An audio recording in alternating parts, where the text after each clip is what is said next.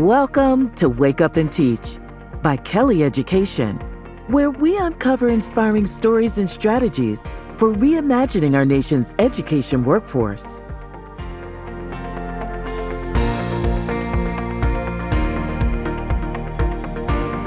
Hi, I'm Nicola Soares, President of Kelly Education, and this is your front row seat to the future of the education workforce on Wake Up and Teach. Today, we're taking a deep dive into one of the most pressing issues in education, how we can expand and reimagine the education workforce to better meet the needs of students in schools. Our guest is Brent Maddin, Executive Director of the Next Education Workforce at the Mary Lou Fulton College for Teaching and Learning Innovation at Arizona State University. Brent and his team are working to revolutionize the roles of educators, expand who can enter the workforce, and rethink how we develop and credential these essential professionals. We'll explore topics like what systemic changes are needed, how we can overcome the hurdles to innovation in education, and more. This promises to be a conversation packed with insights and inspiration. So let's get started. Brent, welcome to the show. It's so good to be here. Thanks, Nikki. Yeah, so good to have you. So let's begin with an overview of the Next Education Workforce Initiative. In episode 2, we talked to Justin Wing, Assistant Superintendent of Human Resources at Mesa Public Schools in Arizona. He talked about the importance of collaboration between schools and higher education. How does your team facilitate the collaboration with K-12 educators to redesign educator roles and credentialing? Well, first, Justin Wing is one of my favorite people. He's such an ingenious leader in the field of HR. That's exactly the sort of people that we need leading this really innovative work. And I'm lucky enough to play a role with the Next Education Workforce that sits somewhere between K-12 school systems and higher education. So in some ways, our initiative is a bit of a bridge between the two.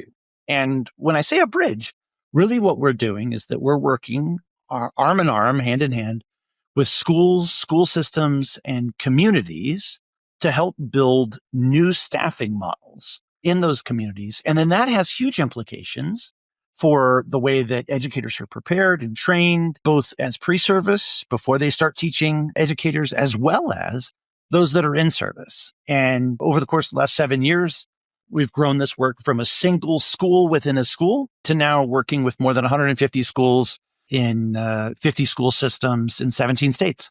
That's awesome. And I could tell you, Justin was as equally as excited to be working with you and your group with the Next Education Workforce Initiative. But I'm curious, can you give me some examples of the different types of collaborations that your organization does with school districts? And maybe there might even be an example from Mesa Public Schools. Yeah. So the work that we're doing with Mesa Public Schools is some of the deepest work that we have done with any school system across the country, in part because we've been at it the longest. For the last 6-7 years, we have been collaborating with Mesa to really think differently about the way that we can bring educators, and I use that term really intentionally, not teachers, but educators, wrapping around a shared common roster of students. And so this collaboration, in many ways, looks like first asking a question, what's keeping you up at night relative to staffing? If you could wave a magic wand, what would be true? And the answers vary. And the outcomes that people are working toward, and people, I mean, school systems leaders or site level leaders, what they're working toward vary. But often, because of the essential nature of bringing together, again, educators around students, it really does come down to staffing and the models that we're able to build. And so we work with schools and communities to build what we think of as these next education workforce team-based models. And you might say, oh, Brent, like we've got teams already. We've got data teams, or we've got like a grade level team. But these teams are different. And they're different because they are centering the student. And so you put the students at the center and you ask the question, who do they need in order to thrive? And the answer rarely is a single person.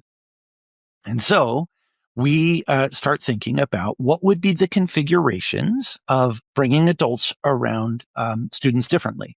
And in its most basic form, I think that what you could imagine is, say, 50 students who, instead of each you say 25 students in one room and 25 students in another room with a one teacher, one classroom model teacher in both of those rooms. Instead, we might think of 50 students shared by two teachers. This is its most basic form. Now, the reality is that, and this is the partnership that we have with schools and systems is, well, what if we actually had 3 teachers and 75 students? Or what if we had 4 teachers and 100 students? This is not like 100 kids in the cafeteria, but rather leveraging that team of 4 adults to group and regroup students really strategically. And the moment that that starts to happen, the moment that we change our brains and start thinking instead of one person with 25 kids, either all day in elementary school or until some bell rings in high school, instead, we have a team of educators wrapping around the shared roster of students. But it gets even more interesting, right? So if a teacher is absent, okay, what are the implications now when we have a team of teachers? And what is a sub's experience when they're now part of this team wrapping around? Or what happens if you have a student teacher from ASU or any other higher ed or teacher prep program, right, that's now part of this mix? Or if you're a first-year teacher, what is it like coming into a team-based model? Or are there ways to leverage members of our communities in new and different ways as community educators or teaching artists, or partnerships with grow your own programs? So high school students coming into elementary schools, all of these things, and we could get into these nuances more, fundamentally change the way that we're bringing adults around students. And consequently, we're seeing better outcomes for both the educators and the young learners. That is absolutely awesome. And I can tell you when I started my teaching career, 30 years ago, I'm really dating myself. I was actually on a team in the 9th grade in a high school where I was teaching. The only difference was we actually, as a team, we followed those kids for 4 years during their school career. So I was a social studies teacher and had my kid for 4 years. And actually, it was pretty magical. So I am a huge believer, and I know it works for all the reasons that we know. So, Brent, I kind of want to change gears here because I know something a little bit about substitute teaching. And so, when I look across the 40 states that we serve, we literally are serving thousands of buildings. And, often substitute teaching is often served as more of a temporary solution.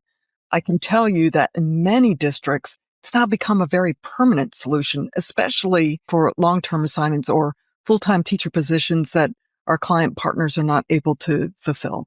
So I guess my question is this. So how can we transform substitute teachers into more of a sustainable pipeline for full-time teaching positions? What are your thoughts around that? Yeah. Well, the first question I'd have is one back to you, Nikki, which is of those substitutes, I'm sure this varies, but how many of those substitutes are dedicated to a single building? Do you have a sense? Yeah. So, often what our clients request, actually, we do a lot of what we call permanent substitute teachers to a specific building. And we have found that, in terms of supporting that continuity of instruction, it's worked really well. Also, the added benefit is they get to try substitute teachers. And for those that are qualified by credentialing, who have the right credentials, often they are hired as full-time teachers, which is kind of cool. But we do see the gamut. I mean, we do see substitute teachers that are used sort of very transactionally, but it depends. But if we have a great principal that sort of, brings them, we call it the talent supply chain, and they're a part of the extended faculty, and they're involved in faculty meetings or all sorts of other activities, they tend to be the most successful. Well, it turns out, right, that people, whether there are young learners or there are full-time educators or they're substitutes, people want to feel a sense of belonging. And that matters, right? And in these team-based approaches. So first of all, yes, like we are seeing similar sorts of trends in a number of the schools in which we work and with whom we partner. This idea that 20, 30 years ago, we might be getting 50 or 60 applications for any open position. And now it might be 1 or 2. This is a very interesting, leading indicator also on the health of your workforce is like, what's the depth of pool of people applying? And that's something that's fairly easy to document, learn, and track over time. But in the cases, right, where we can't find a full-time teacher to fill one of those roles, going to like an organization like Kelly Education, where we can help to staff with a substitute in that position. This is key because there is this absolute necessity at this very basic level. Classrooms need to be staffed in the way that we have designed. Again, there are notable exceptions, and the way that you started your teaching career, it sounds like was exactly one of those notable exceptions. But on average, most of the 3.5 million teachers in the United States are staffed in a model that looks very similar. One teacher in one classroom, either all day or until a bell rings. And in that model, if you have someone who's absent, you have a crisis on your hand, right? As a building or site level leader. So you have to address this concern first. And so what we're finding, though, in these next education workforce team-based models is that actually, if you don't have a substitute, the world does not come to a grinding halt because, and you don't have a crisis on your hand because you actually have maybe 2 or 3 teachers that are wrapping around this shared common roster of students. However, right, in the case that you do need a substitute, imagine what it's like to join as a substitute on a team. So you're not responsible for a class. So the door closes and like these 25 students are yours either all day or, until the next group of students rotated. No, it's actually quite different because you're coming in as a member of that team. And this is where if you have a durable, longstanding relationship with, say, for example, a substitute that's always working at the same school that gets to know some of those teams, or even more interestingly, schools that have hired a long-term sub that can be a member of those teams, we're no longer asking the substitute necessarily to be all things to all students at all times in the same way that we do in a one teacher, one classroom model. Instead, they're a member of a team. And then we can look at what are their strengths? What are the things that they're bringing to the table? We have substitutes with whom we work who are retired educators and are incredible. They're bringing a wealth of knowledge, or they're members of business and industry and have all sorts of deep and incredible expertise that they bring to the conversations, or that they're, recent high school or college graduates. And they've got like these new ways of connecting with young learners and bringing, in some cases, some really cutting edge insights into the team. So when we acknowledge the strengths that people have on those teams and that we can right size the role that they're playing, we're no longer expecting one person to be all things to all people at all times, expecting that if you're a substitute or a first year teacher, that what you're doing on a daily basis looks essentially like someone in their like 3,000th day on the job. That's just bananas, right? Like we wouldn't normally design a workforce that made that assumption. And so we need to change the operating system in the way that we organize adults around kids in schools.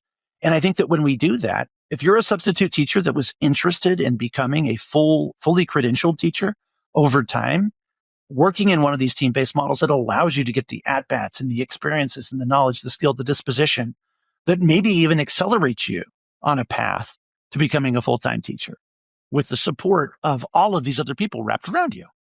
So that is absolutely a perfect segue into another question I want to ask. In our employment, what's been really fascinating to me, post-pandemic, we're seeing lots of healthcare professionals coming in, trying their hand at substitute teachers because they might have been burnt out from the pandemic or hospital systems, but they're still purpose-led, purpose-driven sort of career-minded people. And when I think about their particular skills and credentials and how they transfer into education, so let's say an LPN or an RN or a PA who might have a STEM degree, and also obviously with nursing credentials, that transfers really nicely into physical science, biology, science classrooms at all levels, special education. And so when I think about your organization that's sort of on the cutting edge, how are you guys thinking about when we need to have more of a talent supply of great teachers, really rethinking about credentials, or how do we prepare people that might be very unexpected in their backgrounds to come into teaching? Yeah. The first thing that I would do would be to challenge or ask that we replace the word teacher with educator. Yes. Right. And so if we continue to believe that we can find 3.5 million unicorns, right, to come in and do this I'm a nationally board certified teacher. Like I am the biggest teacher's champion. And It's a really hard job. And it's a hard job because of the way that we've designed the workforce. I'm fairly convinced that we don't have a teacher shortage problem. We have a workforce design problem. And so if we stop for a second, and this gets to the question around credentialing, and ask, is it possible that instead of having, say, 4 certified classroom teachers serving, say, for easy math, 100 students, each with 25, that there may be ways to have, say, 3 certified teachers or 1 lead master teacher and a couple of traditional certified teachers, and then start thinking about, are there other roles, graduated roles, more vertical distinction within the teaching workforce that could create new sorts and levels of certification? And so we have substitutes and we have paraeducators, for example. But I think that there are probably other roles, things like a student success coordinator role that's really focused on working with 10 or 15 students, like some of our most at-risk and vulnerable students, with a check-in and check-out and making sure that they're moving through the process. There are new roles like career-connected learning, making career connections. There are ways to think about a digital learning facilitator. These are the sorts of roles when we really work with schools to imagine what their next education workforce could be. These are the sorts of things that they start dreaming about. They're like, wait, again, if we put the students at the center and ask who they need to be in order to be wildly successful, it's often a whole bunch of different sorts of people. And so we've seen this actually in the healthcare profession, where instead of having a single doctor responsible for everything, that we actually have created some more graduated roles. And if we can get it right, this is the key, is that those roles should lead to the next role, to the next role, to the next role. And that institutions of higher education, teacher training and preparation, certification programs should be thinking about how one certification or one set of training and preparation can lead to the next and to the next and to the next, so that we have actual pathways into and through the teaching profession. Yeah, 100%. I love that. So, quick question for you. So, the organization is doing lots of innovative things. And I'm sure from your perspective and, many districts that you're involved with, can you kind of call out some of the systemic barriers that you see in that prohibit success sometimes? And that maybe if we can just kind of call that out, might be a great sort of opportunity for people to, as they're listening to this podcast, going, oh, yeah, maybe we can have a different conversation, in hopes to remove some of those barriers. The first thing that I would say, Nikki, is, and this was just backed up by a new paper from the National Council for Teacher Quality, NCTQ, which looked at the policy conditions that enable these sorts of, we call them strategic school staffing models. They looked at these policy conditions across the states, and they realized that at the end of the day, yes, there are some things that need to change, but most of this is of our own creation. Said differently, that we think that there are these policies that are causing us to not be able to think more creatively about the way that we staff schools. But in fact, actually, we can do a fair bit within the existing policy landscape. Now, certainly there are, I think, policies that could catalyze or make these models even more able to be adopted and scaled. But for the most part, there are not a ton of policy hurdles. Although, yes, there are things, sometimes like class size ratios is a really concrete example. And they're all based on what I would consider an outmoded or an outdated assumption that, again, one person is with a group of kids and they come from a very good place, right? We don't want to overload teachers with, 50, 60 kids. Like, I get it. And if you're really dynamically grouping and regrouping students across, 4 or 5 or 6 or 7 or 8 educators, and you've got, a long-term sub who maybe we don't even have a teacher out, but they're actually dedicated to a school, that they're in the room. Well, do they count as part of that student-teacher ratio? Or if you have a student teacher, do they count toward the student-teacher ratio? Or you've got a para-educator who's been doing work for 20 years in schools. Do they count toward the student? No, right? And who can be alone with kids is another good example. Again, coming from a very good place, we do not want any of our kids to be in any position where they're in an unsafe environment, full stop. And interestingly, there are states, right? For example, that if you have your substitute credential or license, that you can be alone with kids in a classroom. But if you're a paraeducator, you can't be, right? So there are some things like that that are a little strange, and that I think that we should take a larger view, especially in these more dynamic teamed models, and say, do all of those make sense? The other thing that I would quickly say, Nick, is that there are all sorts of existing backbone technologies or infrastructure that are all hardwired around the one teacher, one classroom model of schooling. So things like, how do we take attendance? Well, if your kids are rotating and they can be in different configurations at different points in the day, but if your attendance system is architected around one teacher with 25 kids all day long, well, all of a sudden, like that starts a challenge. And so it's almost death by 1,000 cuts in some ways. So we're working with educational technology providers and some of the large student information systems to think about, are there ways to make those systems more student-centered and more flexible, given the sorts of learning environments in which they're actually employed? Yeah, couldn't agree more. And as we sort of are heading to the end of our time, I have one final question. So, Brent, as you look ahead in the next 5 to 10 years, how would you like to see the workforce evolve? What are you seeing?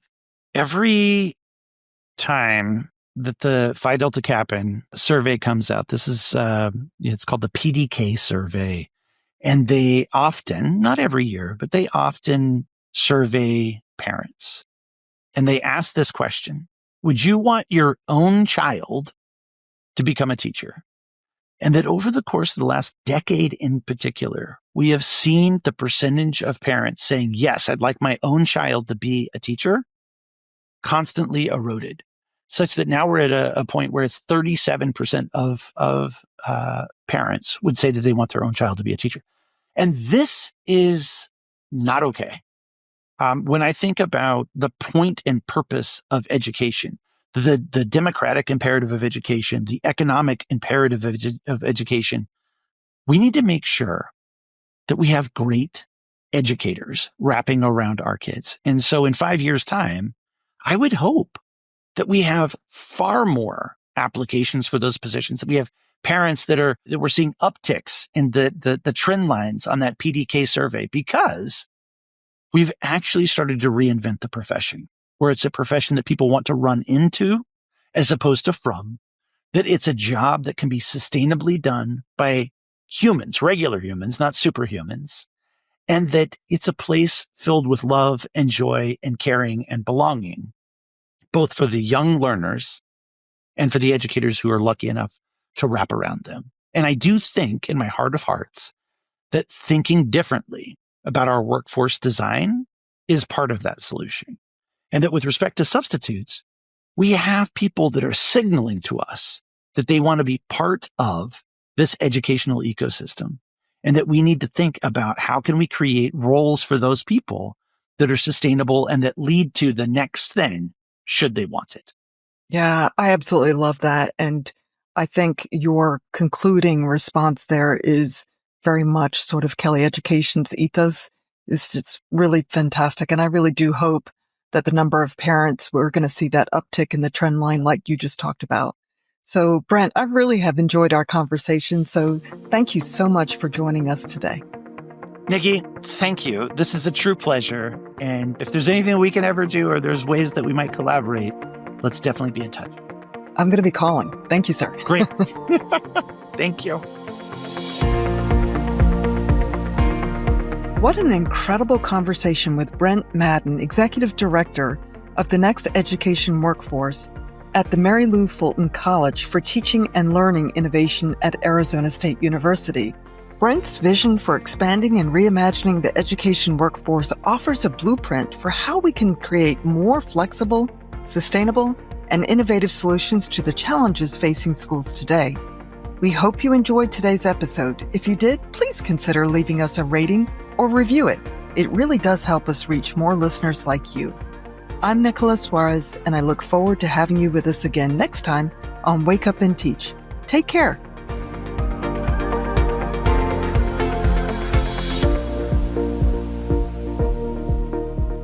This podcast was produced in partnership with Amaze Media Labs.